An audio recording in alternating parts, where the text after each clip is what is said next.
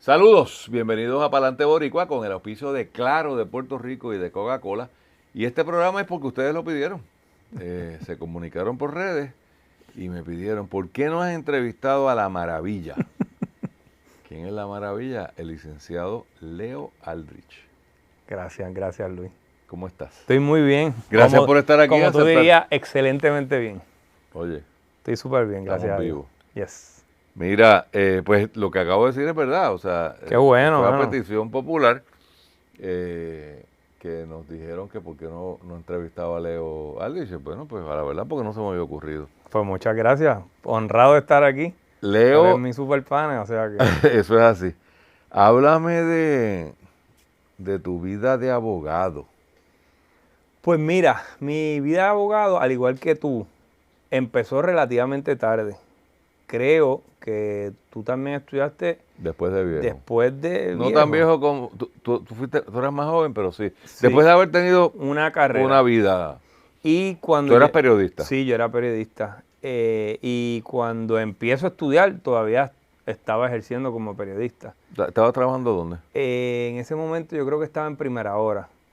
Y lo chulo... Pero estuviste en Claridad. Estuve en Claridad. Es revoltoso, tenés que tener cuidado. Sí, el orden cronológico periodístico es Claridad, Associated Press, o Prensa Asociada, y Primera Hora. Y después transiciono al derecho full. Pero periodista escrito. Sí. Digo eso porque ahorita vamos a hablar de otro Leo Aldrich. Ah, claro. Pero era escrito. Era escrito y gracias a Dios porque en ese momento a mí eso era lo que me gustaba.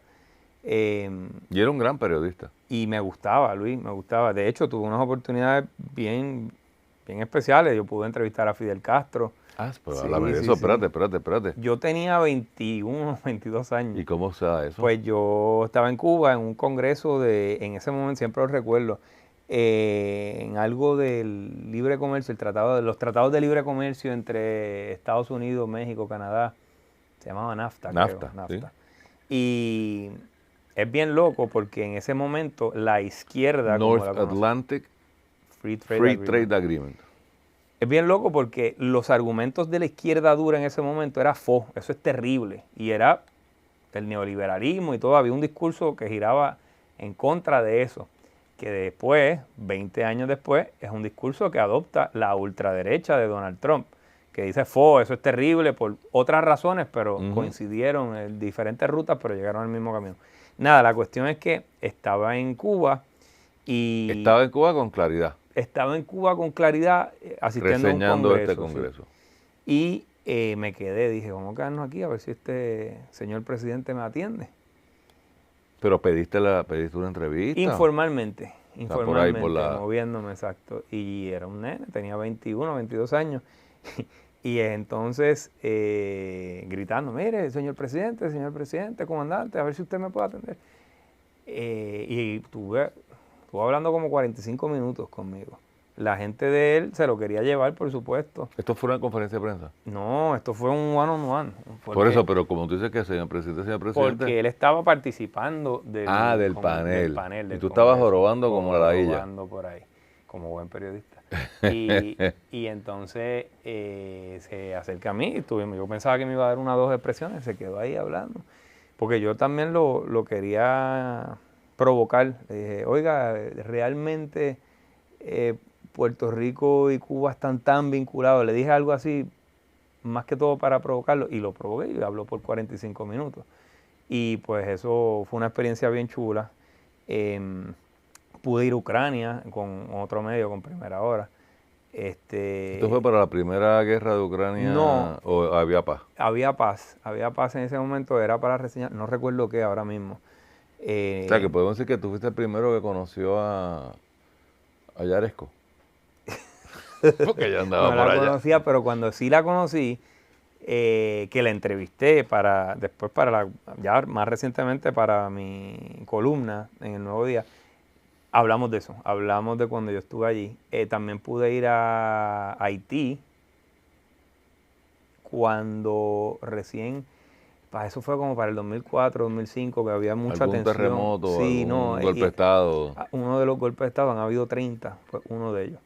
Y pues tuve unas experiencias, en resumen, maravillosas en el periodismo. ¿Por qué entonces, si te gustaba ser periodista, estabas dando palos, de dónde sale lo de derecho? Bueno, muy francamente por 2 razones.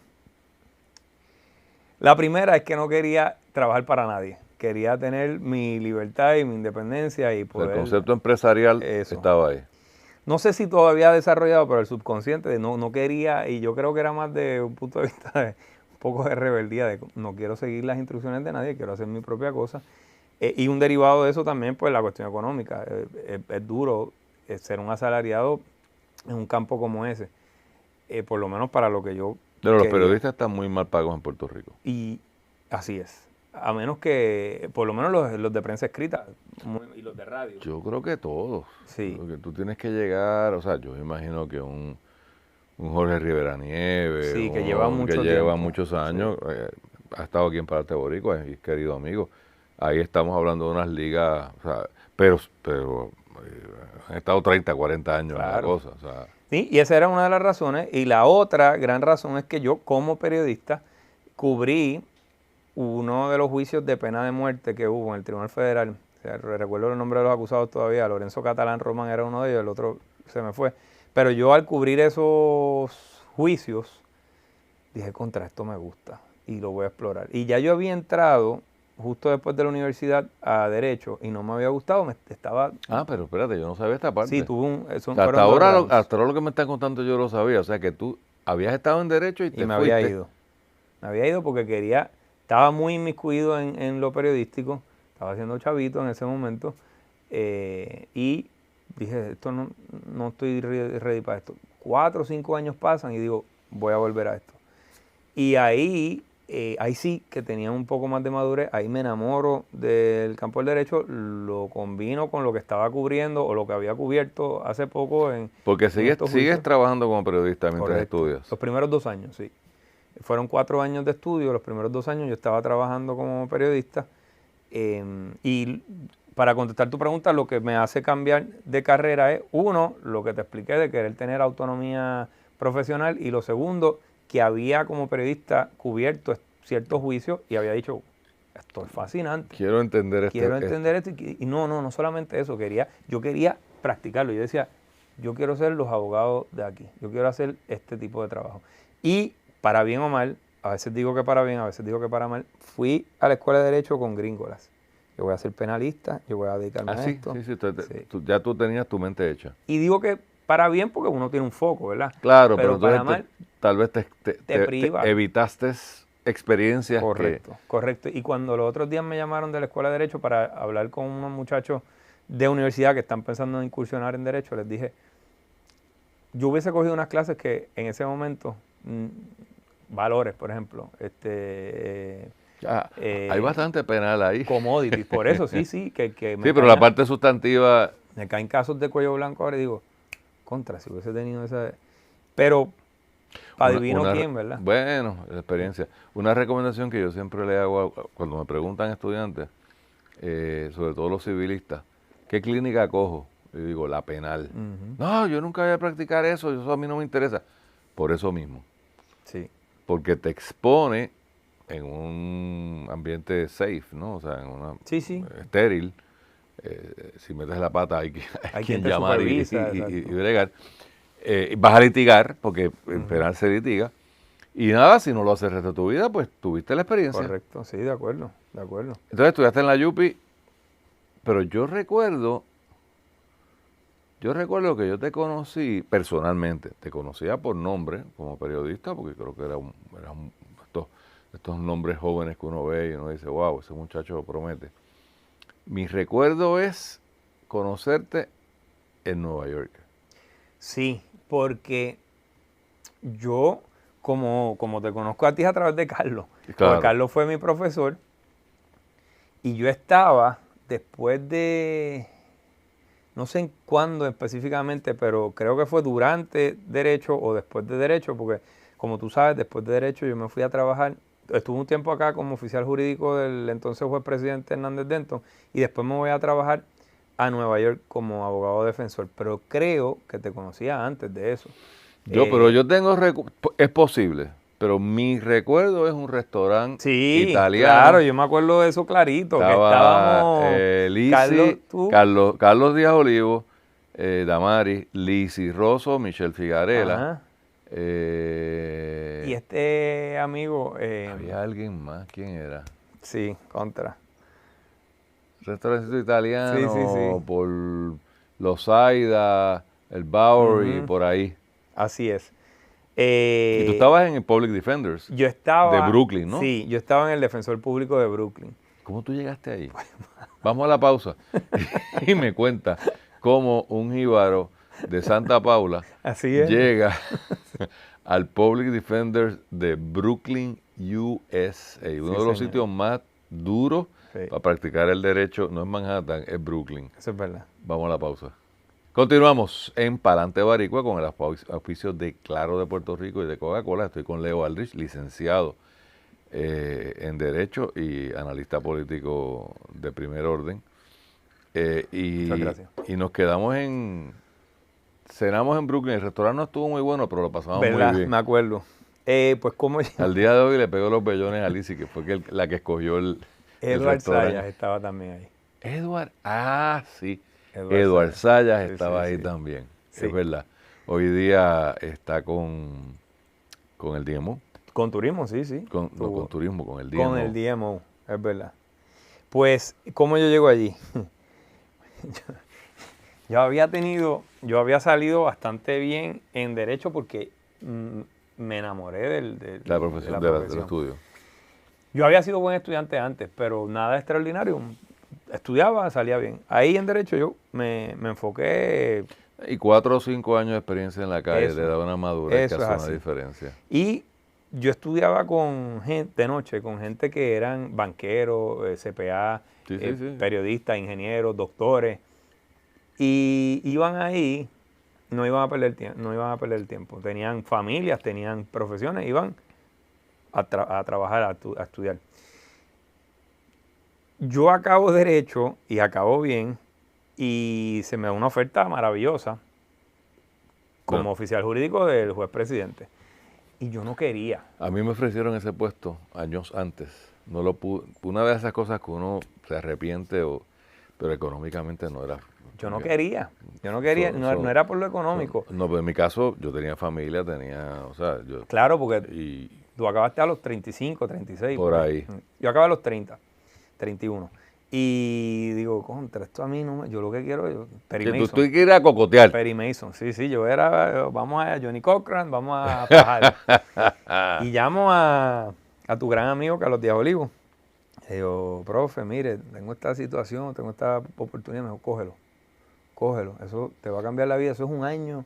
Te va a abrir puertas, te va a... Claro, le estás preguntando a quien fue el oficial jurídico de Trias Monge. Claro, y está viciado porque es una Profesor. visión académica. Pero la verdad es que estuvo chévere. Todavía al día de hoy hablo con Federico Hernández Denton y de hecho hablé hoy con él. Que es un tipo de primer orden. Sí. Un jurista. Es un jurista y es un gran ser humano y entonces, pues... Estuve un año, pues yo le dije desde el principio, güey, yo quiero estar aquí lo menos tiempo posible y no se ofendió ni nada. Súper bien. Pero de hecho, la cultura es que es 1 o 2 años. Como mucho. Eso no es un trabajo para el resto de la vida. Correcto. Antes de eso, yo estuve como asesor en comunicaciones en Servicios Legales de Puerto Rico con el gran amigo Charlie Hay, que en paz descanse, y ese también fue una escuela, un montón de... Pero ahí no estabas como abogado. No, pero... como comunicador. Correcto, y siempre lo sigo diciendo, el bufete más grande de Puerto Rico, el bufete de los pobres. Así es que tuve esa experiencia también. Y luego de allí, del Supremo, me voy para Nueva York. Tú me preguntas cómo. Internet. Yo buscaba trabajos de defensor público, asistencia legal, se me hacía muy difícil entrar, no habían plaza, era muy difícil entrar. ¿Y por qué no Public Defenders aquí?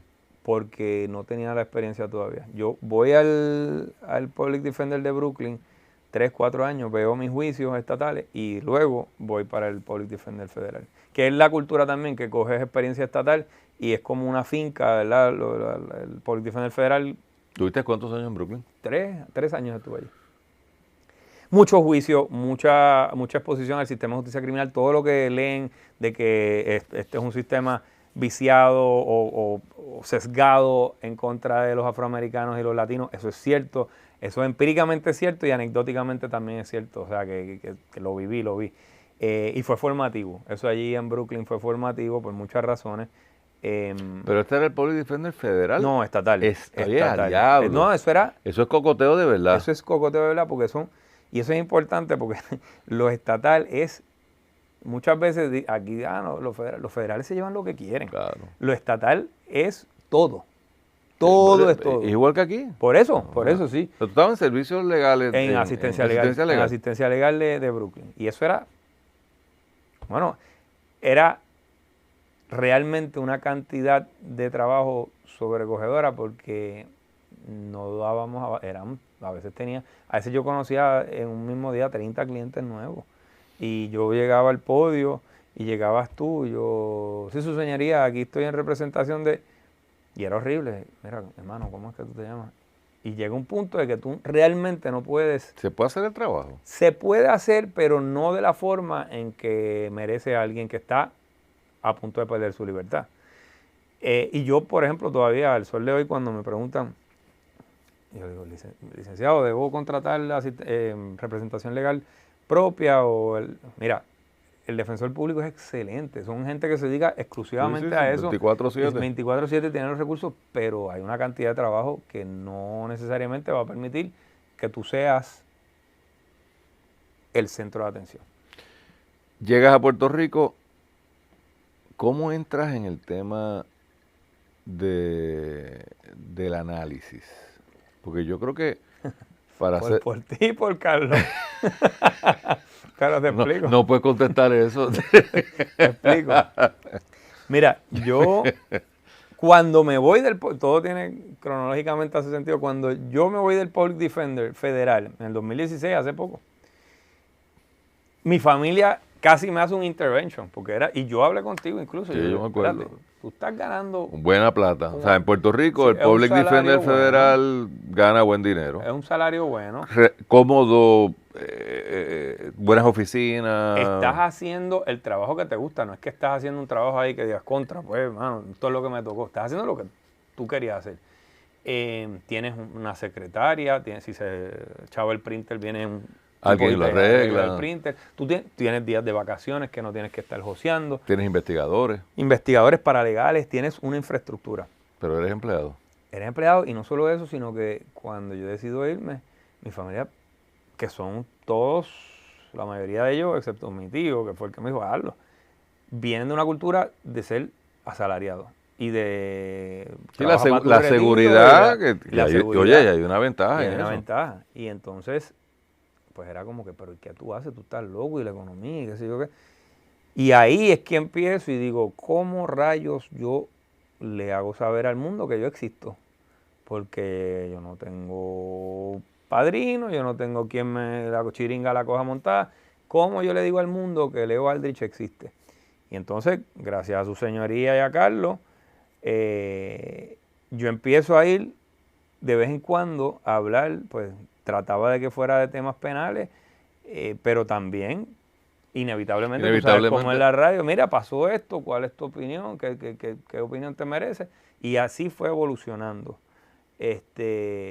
Así es que más o menos yo me reinserto al mundo mediático, porque había estado, como tú señalaste. Bueno, pero estás como periodista. Estaba como periodista. Acá estás como analista. Estaba como periodista, entro full en lo legal y luego, para tratar de decirle al mundo que yo existo, vuelvo a los medios para... O sea, que era más bien un... Era un mercadeo, era mercadeo puro, para que supieran que yo existiera. Y después evoluciona. No necesariamente porque lo diseñé así, sino porque salió así. Gracias a Dios salió bien, más o menos. Bueno, como que más o menos. Sí. Tú eres un muchachito joven. Sí. Y estás ahora mismo en Telemundo. Así es. Regularmente, o sea. Sí, en Rayos X. En Rayos X los martes. Los martes a las 10 de la noche.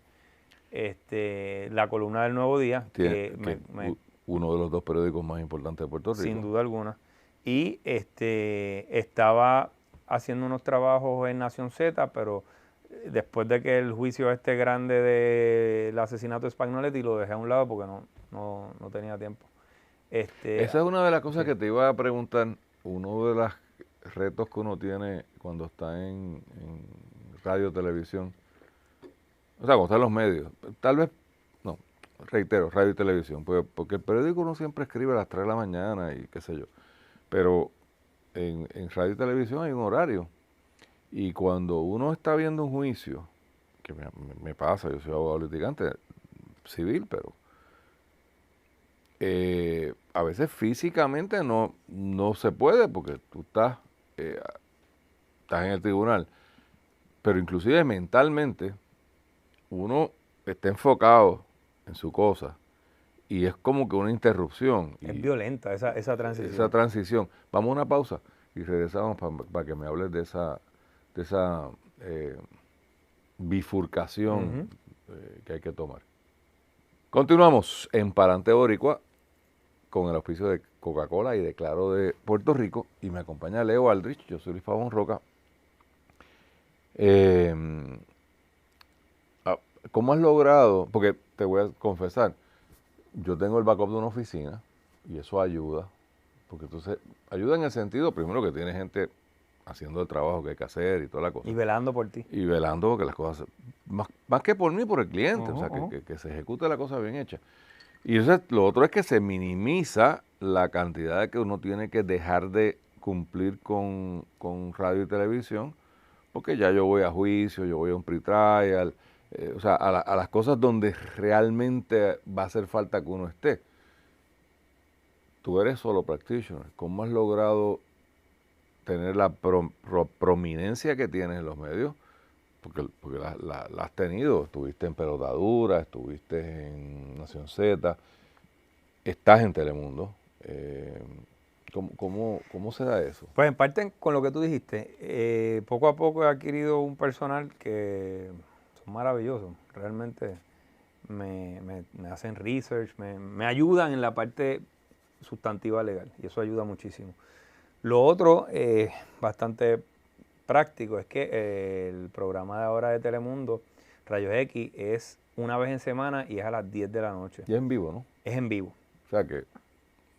Sí, pero Pelotadura el reto mayor era esa bifurcación, como tú le llamaste, una transición violenta, porque tú puedes estar el cerebro enfocado. Ya es que es medio esquizofrénico. Es esquizofrénico, o sea, totalmente, porque tú estás solamente enfocado en el problema de tu cliente, Luis Pavón Roca, buscando las reglas de procedimiento criminal que pueden ayudar a tu cliente, buscando reglas de evidencia que pueden evitar que unas cosas bien técnicas, bien específicas, que a nosotros quizás nos pueden gustar, y es fascinante, y tienes que hacer un trabajo muy enfocado. Te tienes que preparar, punto. Sí, y es una preparación ultra rayos láser, o sea, enfocadísima.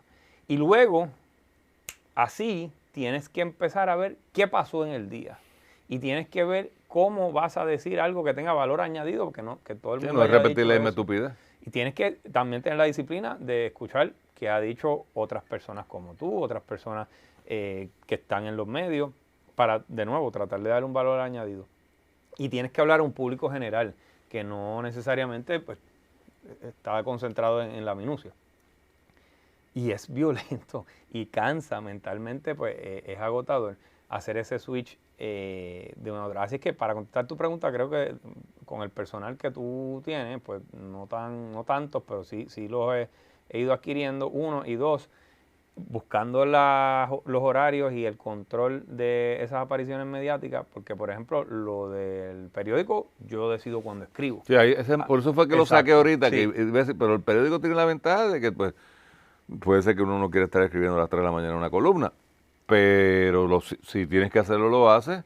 Y yo cuando te escucho a ti en ocasiones que tú has estado solo, eso es bien difícil.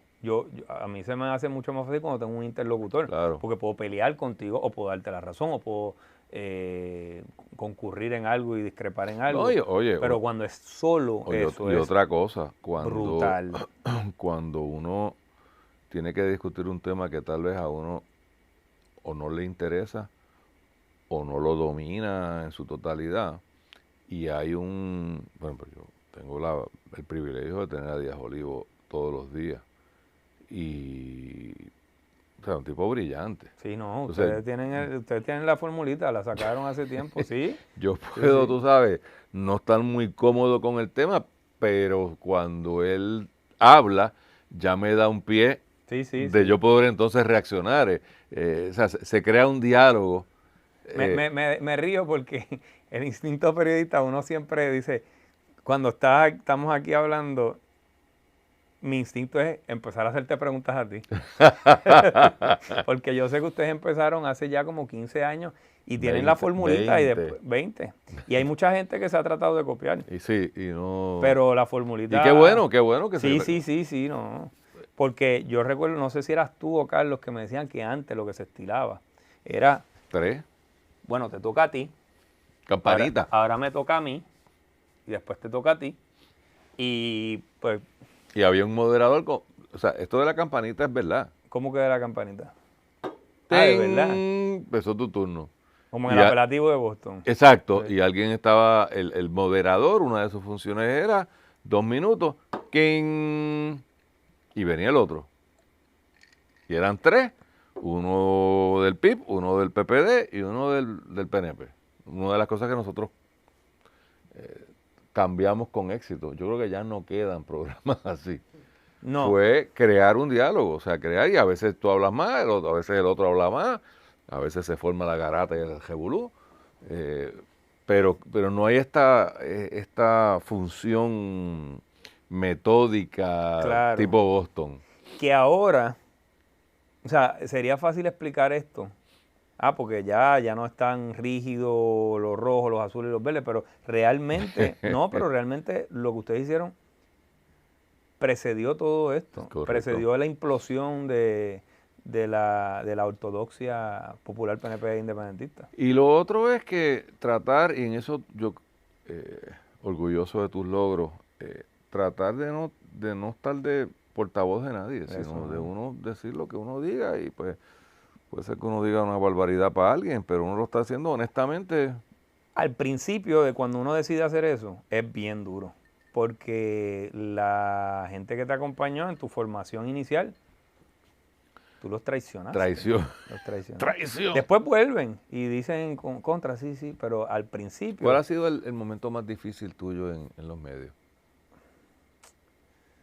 Pues no te sé decir, pero volviendo a eso, esa ruptura difícil, yo tomé una postura en contra de una huelga estudiantil en el 2010, porque pensaba que no no iba a lograr mucho. Fue bien difícil porque yo Eran vengo tus de la, compañeros, yo vengo claro. de la, Y vienes de la izquierda. Y fue como que, pero ¿y qué tú haces? ¿Cómo tú vas a hacer esto? Y eso fue una ruptura difícil. En los medios, al igual que a ti, a mí los populares me dicen PNP reventado, los PNP me dicen comunista, algunos a la izquierda dura me dice que eres un vendido, o sea, de todo.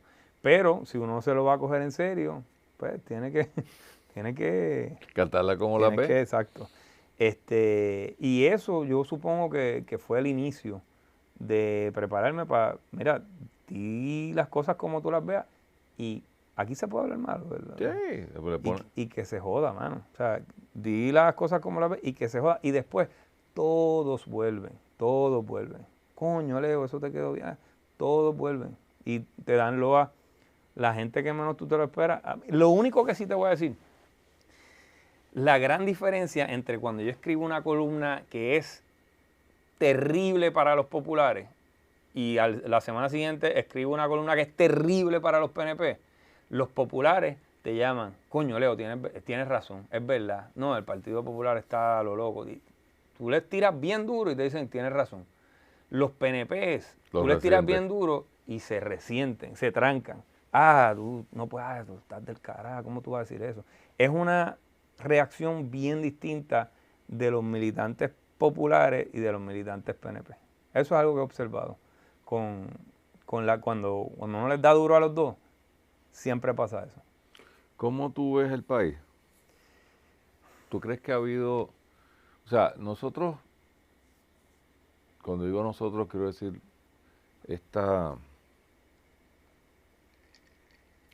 ¿cómo se llama? Clase o esta cultura del análisis en Puerto Rico es bien fuerte, sobre todo radio, no tanto televisión, pero radio, o sea, casi que se gobierna el país y los políticos reaccionan. Y yo creo que cada día el país está peor. Entonces yo no sé si es culpa de nosotros. O sea, ¿cómo tú, que eres más joven que yo, miras el futuro? Bueno, hay varios datos empíricos, que es que hay menos puertorriqueños. Cuando tú quizás tenías 25 años, la perspectiva del futuro para un joven de 25 años era distinta que la que yo tenía y que la que tiene ahora un joven de 25 años. Y no creo que para bien, porque ahora una de las posibilidades, no, probabilidades, es que un joven con potencial, con preparación, con educación, diga, mi futuro no está aquí, no puede estar aquí. Y creo que eso es algo que todos tenemos que reconocer. De cómo veo el país en general, no sé si tienes que ir a una pausa o sigo hablando. No, sigue hablando, olvídate, mientras no nos manden a callar. Tú sabes que esa es la tiene regla, la aquí no hay sí. musiquita. Mira, nos mandaron a callar, ¿Viste? lo llamaste. No sabía, Vamos a una pausa y regresamos. Continuamos. En Palante Boricua me acompaña el licenciado Leo Aldrich, nos auspicia Coca-Cola y Claro de Puerto Rico. Y estábamos hablando un poco futuro, ¿no? Cómo uno ve el país. Tú decías la inmigración. Yo viví, y tú también, la decisión de regresar. Yo hice mi estudio en Estados Unidos, no los de Derecho, esos fueron aquí, pero todo lo otro. Y mi carrera parecía que iba a ser hacia la academia, o sea, como profesor universitario. Sí, me contaste. Y decidí volver. No es para entrevistarme a mí, así que eso no viene al caso. Pero tomé una vez, vamos por una otra manera. Cuando yo me fui a estudiar a los Estados Unidos, yo siempre me fui pensando que iba a regresar. Yo también. No en el mítico jibarito de los 50. No, en que voy a hacer una maestría, voy a hacer un bachillerato, voy a hacer un doctorado, voy a hacer qué sé yo. Y al final del camino, yo regreso a Puerto Rico. Y regresé. Yo no sé si esa decisión yo la tuviera que se tomar hoy, sería la misma. Claro que no. ¿Cómo? Sí, y tú hiciste lo mismo, o sea, sí, para traerlo a ti. O sea, tú acabas de relatar que te fuiste para Brooklyn y te pudiste haber quedado en Brooklyn y saber Dios si hoy fueses el jefe de la oficina o hubieses brincado a Public Defender Federal allá o a Fiscalía o qué sé yo. Lo que pasa es que allí pues las oportunidades son tantas. Por eso. Especialmente un sitio como Nueva York, New Orleans, no sé cómo es, pero en Nueva York las oportunidades son demasiadas. Yo estaba en Nueva York. Me mudé. Tú estudiaste en New Orleans. El bachillerato, maestría en Texas y los estudios doctorales son de Nueva York. Bueno. O sea que yo estaba en el mismo sitio, 10 años antes o qué sé yo cuántos años antes. Pues las oportunidades son tantas. Y aquí hay mucho talento. Yo cuando hablo con la gente, tienen una inventiva y una ocurrencia. Pero pienso que va a seguir mientras las realidades sean las que son, que allí pueden dar a un maestro o a un policía el triple de lo que sea, a una enfermera el triple de lo que sea. Ciencias forenses les pagan allí el doble, el triple. Es un milagro que nosotros tengamos uno. O sea, es un acto de amor realmente. Pero, ¿cómo ve el país? Pues mira... Pero no sé hasta qué punto, o sea, ¿qué le dice a uno un muchacho? Y te voy a decir una cosa, y tú conoces a mi hijo y conoces a sus amigos. Claro. Están regresando. O sea, de nuevo, me está bien curioso que nosotros que estamos aquí, estamos medio depre y down, pero... Lo estoy viviendo ahora mismo con los que están terminando medicina. Están volviendo. Sí, de acuerdo. Y tú los conoces. Sí, y qué bueno, qué bueno. No, y aquí, primero aquí se pasa mejor, vamos a hablar claro. El vacilón se pasa mejor. Eventualmente. Y hacer familia en Nueva York es bien cuesta arriba. No tienes el apoyo que tienes aquí. Un apartamento. No, la ciudad es dura. La ciudad con niños es dura. Mi hermana vivía en un apartamento bien arriba en Manhattan, de 2 cuartos, y pagaba hace casi 10 años, pagaba 5,000 pesos. Ahora debe estar en 10,000 pesos. O sea, hay que ganarse 120,000 pesos para pagar el techo. No. Para tú vivir cómodo en Nueva York tienes que tener un salario que aquí No lo tienen los altísimos ejecutivos. Y tener una vida buena, de ir a obras, de salir a cenar. Yo veo a Puerto Rico en un momento en que, como tú dices, está volviendo la gente, sigue estando las oportunidades allí que compiten con las de acá, como siempre ha sucedido. En términos inmediatos, yo pienso que después del fiasco que representó el cuatrienio pasado, un gobernador que no estaba preparado, que se tuvo que ir, una gobernadora que tampoco estaba preparada, que enfrenta acusaciones penales, es como el síndrome de la mujer maltratada. Viene alguien que es Pedro Pierluisi, que no es alguien abrasivo, no es alguien ofensivo, no va a revolucionar Puerto Rico, no lo va a cambiar. Si estás buscando a esa persona que va a cambiar Puerto Rico, no es él.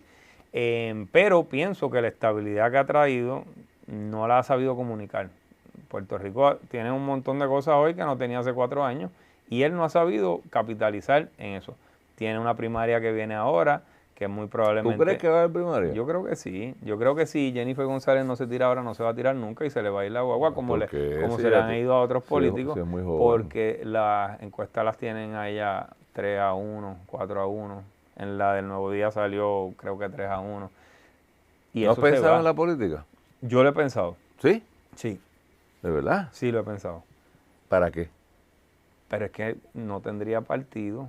Está bien, pero ¿en qué? ¿Te has visto o te ves en un futuro, no necesariamente ahora, en legislador, alcalde, gobernador o no electivo, sino aceptar un puesto de un gobernador? ¿Cómo te has visto? No he tenido ese nivel de detalle, pero sí lo he pensado. Y cuando yo era de los pocos periodistas que yo me llevaba con los políticos, me caían bien, porque el instinto periodístico es, te voy a matar. Sí.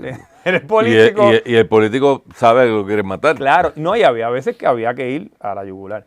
Pero a mí me caían bien porque es difícil, tú tienes que, son 2 cosas. Tienes que besar bebés, tienes que salir a la calle a comerte la calle, no es fácil. Tienes que salir a la calle a comerte la calle, ¿Que te conozcan? A que te conozcan, a besar bebés. Y entonces eso es un skill set. Y otro skill set es gobernar o legislar. No tienen... Yo he conocido gente que quiero mucho que son excelentes haciendo campaña. Y no confío en ellos para gobernar ni un solo día. Y hay unos que yo digo, coño, serían tremendos gobernadores y no saben hacer una campaña. Son 2 cosas totalmente divorciadas.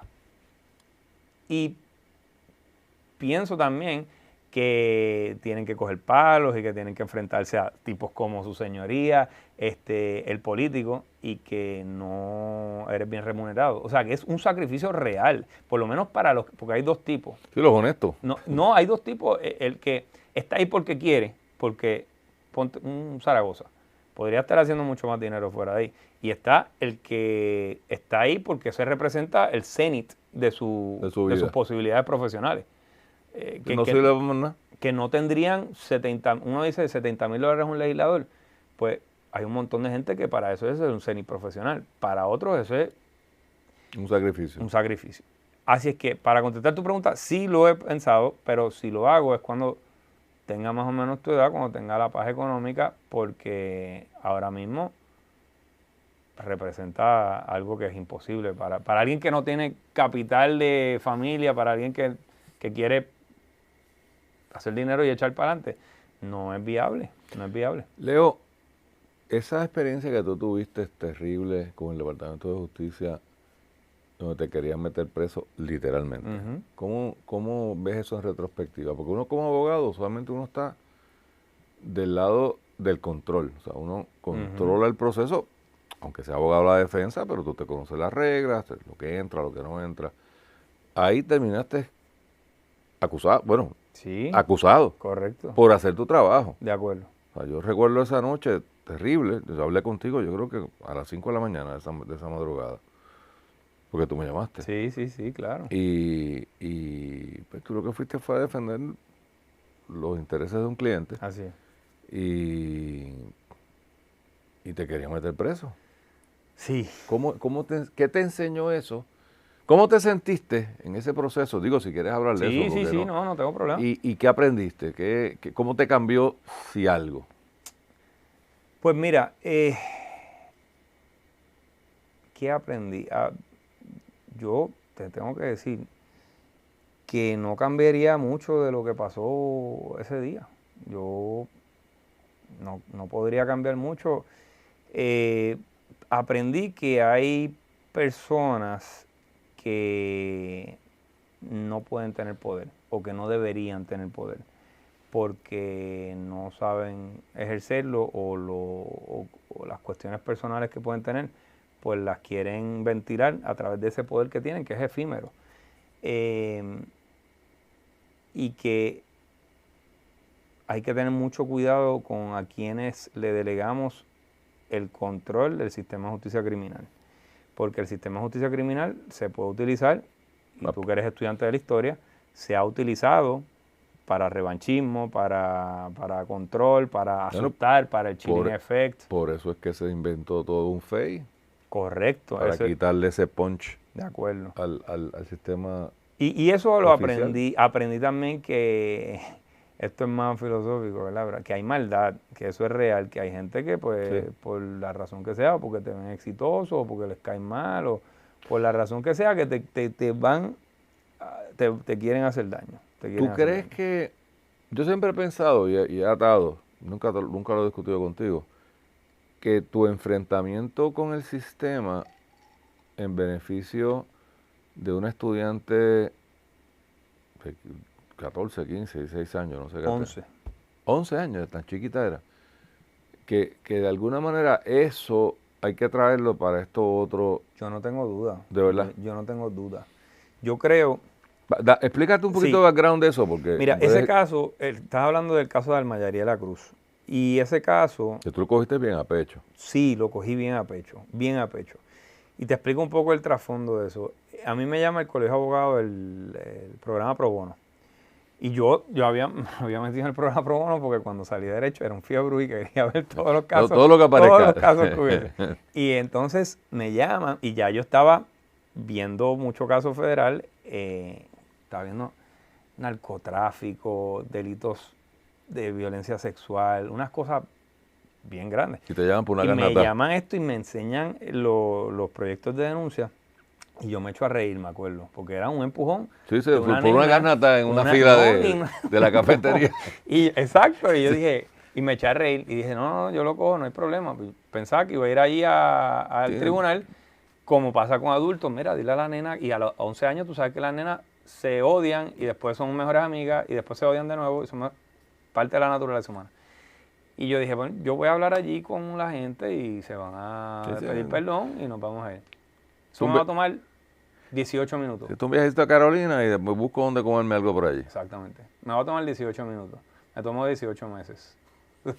Y en el proceso, pues yo sí, como tú dices, lo cogí bien a pecho porque yo no podía creer que el Departamento de Justicia de un Estado Libre Asociado quebrado empleara recursos, dinero, tiempo, enfoque en esa estupidez, porque eso no pasa en San Ignacio ni en Marista. Cuando hay un empujón, hay un detention o llaman a los papás, se meten ahí.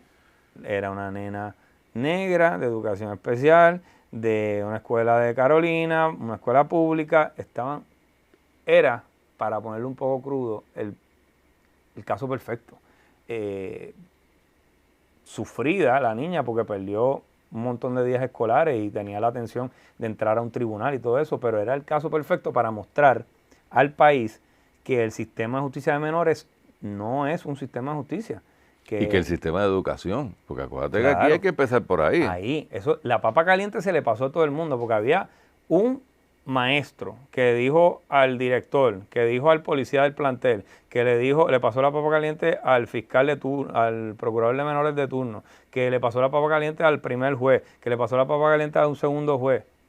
Eso era para verlo resuelto en la fila. Claro, los adultos le fallaron a los niños. Pero la historia terrible tiene un final feliz, que es que gracias a ese caso, a la indignación que causó, porque a mí me paraba todo el mundo, ahí te digo yo, negros, blancos, ricos, pobres, rojos, verdes, todo el mundo, Leo, ¿qué va a pasar con ese caso? Eso es una barbaridad, ¿cómo va a pasar eso? Gracias a eso, hay una ley hoy día en vigor que dice que ningún niño de 12 años o menos puede ser procesado penalmente o semipenalmente, ¿verdad? Por la falta. Bueno, pero si mata a alguien, sí. No, de 12 años o menos no hay un sistema de justicia penal. De 13 años en adelante, sí. Pero de 12 años en adelante, y esta nena tenía 11 años. ¿No? Y lo que procesaban realmente, las estadísticas dicen, eran cositas menos graves, empujones, le tiró un papelito en la escuela. Y lo más, me hablas de este caso y siempre me agito, es que tú vas a una sala de menores en cualquier jurisdicción, son todos niños de escuelas públicas. Claro. Es la clase social más baja. Pero sí, tuvo un vínculo. Yo creo que como yo le daba tan duro al gobierno con eso, pues tuvo esa Te hicieron cola. darte un saborcito. Yo creo que eso fue lo que pasó. Gracias, Leo. Gracias a ti por invitarme. Vamos a repetirlo después. Cuando tú digas. Dale.